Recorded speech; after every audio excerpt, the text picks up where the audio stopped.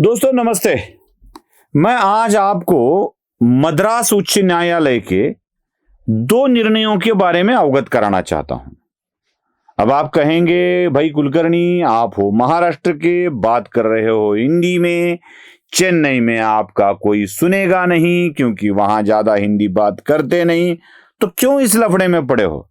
भाई जरा रुकिए, ठीक से समझ लीजिए, बातों को समझ लीजिए, फिर पता चलेगा आपको कि मैं ये दो निर्णय आपको क्यों बता रहा हूं। मद्रास उच्च न्यायालय ने, जैसे बॉम्बे हाई कोर्ट कहा जाता है ना, वैसे ही मद्रास उच्च न्यायालय ही कहा जाता है। उसका चेन्नई हाई कोर्ट नहीं हुआ है, जैसे मुंबई हाई कोर्ट नहीं हुआ है वैसे चेन्नई हाई कोर्ट नहीं हुआ है। मद्रास उच्च न्यायालय में एक निर्णय दे दिया है और ये निर्णय ये है कि तमिलनाडु के assistant director general ADGP of police को गिरफ्तार कर लिया जाए। गिरफ्तार इसलिए कर लिया जाए कि एक एमएलए के इशारे पर उन्होंने काम किया और जिसके खिलाफ उन्होंने कार्रवाई की वही पीड़ित था और एक व्यक्ति को राजनीतिक लोगों के साथ मिलकर प्रताड़ित किया। ऐसे व्यक्ति को गिरफ्तार करना ही चाहिए और ये थर्ड क्लास लोगों की मानसिकता है। उसी तरह से उन्होंने थर्ड क्लास कहा, तृतीय श्रेणी वाले नहीं, थर्ड क्लास लोगों की मानसिकता है और इनको गिरफ्तार कर लेना चाहिए, ऐसा कोर्ट ने कहते हुए गिरफ्तारी के आदेश दे दिए। यह एक निर्णय है। दूसरा निर्णय यह है कि केपी तमिलरमन वर्सेस स्टेट कोर्ट में एक एफआईआर दर्ज करने में विलंब लगाने के कारण हाई कोर्ट ने, सुनिए, एफआईआर को दर्ज कराने में विलंब लगने के कारण हाई कोर्ट ने यह सूचना दे दी कि ऐसे अधिकारियों के खिलाफ गिरफ्तारी की कार्रवाई की जाए, क्योंकि वही व्यक्ति मयत व्यक्ति के पिता को ही फंसा रहा था।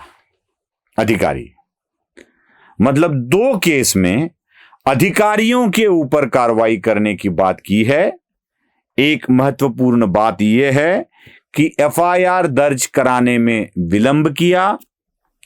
दूसरी बात महत्वपूर्ण है कि पीड़ित मयत व्यक्ति के पिता को ही फंसाने का कार्य किया। और दूसरे वाले केस में एक बात है कि राजनेताओं से मिलकर किसी को प्रताड़ित किया गया। अब तीन चीजें याद रखिए। राजनेताओं से सांठ-गांठ करके आप किसी को प्रताड़ित करते हो। बात दूसरी, एफआईआर दर्ज कराने में विलंब करते हो। और बात तीसरी, मयत व्यक्ति के पिता को ही फंसाकर उसे प्रताड़ित करते हो। तीन बातें क्लियर हो गई। अब आपको समझाता हूं कि यह बात मैं क्यों कर रहा हूं। हाल ही के निर्णय हैं, इन्हीं दिनों के। ऐसी ही बातें कहां कहां हुई है। राजनेताओं से मिलकर एक मृत्यु का षड्यंत्र रचा गया। देखिए, उद्धव ठाकरे के बेटे आदित्य ठाकरे राजनेता थे, राजनेता है, थे नहीं, है। उनसे मिलकर क्या क्या कांड हुआ वो तो वकील बता रहे हैं, कोर्ट में केस चल रही है। दिशा वाला मामला राजनेताओं से मिलकर पुलिस अधिकारियों की मदद लेकर किया गया है। सुशांत वाला मामला भी ऐसे ही है। नंबर 2, दिशा वाले मामले में फैमिली द्वारा दिया गया एफआईआर दर्ज ही नहीं किया गया। वो तो कोर्ट ने भी कहा था एफआईआर ही नहीं, क्या इंक्वायरी करोगे भाई, एफआईआर ही नहीं है, इंक्वायरी क्या करोगे। तो एफआईआर दर्ज करने में विलंब करवाया। और तीसरी बात, वहां भी मयत के पिता को फंसाने की साजिश की गई। यहां भी दिशा के पिता को सतीश सलियान को ही भ्रष्ट बताया, नैतिक अधपतन वाला बताया, लफड़े करने वाला बताया और उन्हें फंसाने की साजिश की गई। तीनों के तीनों मामले मद्रास हाईकोर्ट के निर्णय से महाराष्ट्र में जुड़ते हैं और यही बात अब महाराष्ट्र में कोर्ट के सामने दिशा के पिता सतीश सलियान अपने वकीलों द्वारा बता रहे हैं और कह रहे हैं कि बॉम्बे हाईकोर्ट ने जो मद्रास हाईकोर्ट ने जो निर्णय लिया है वही निर्णय बॉम्बे हाईकोर्ट भी ले।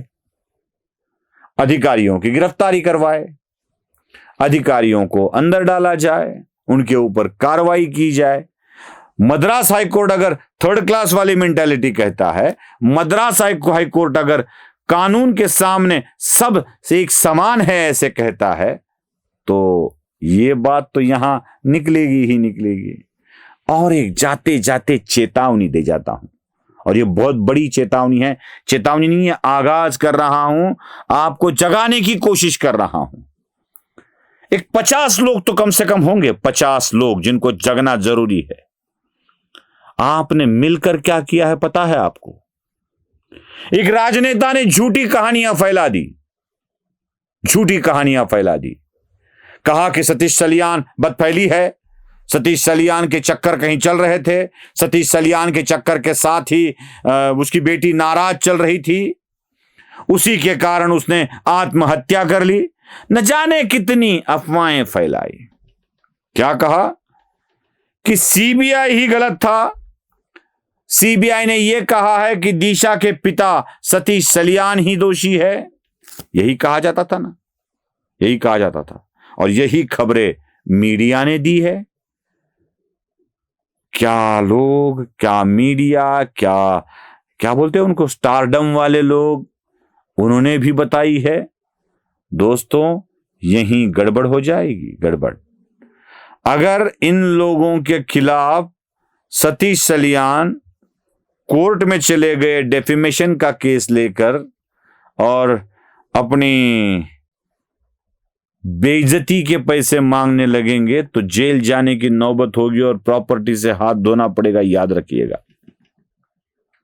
ऐसे 50 लोगों की लिस्ट है, 50 लोगों की, 50 तो अंदर जाएंगे, इतना याद रखिए। शायद 1-2 दिन में छोटे पैकेट का बड़ा धमाका होने वाला है। नमस्ते।